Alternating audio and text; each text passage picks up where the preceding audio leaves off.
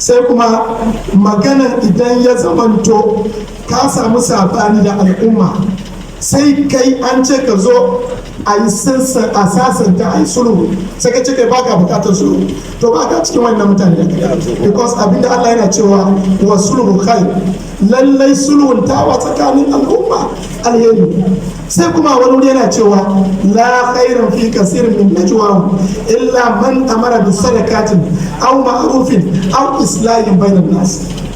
yace babu wani taron da za ku yi tsakanin mutane ko biyu zuwa sama da haka, idan kuna yin taro ku zo ku yi cuku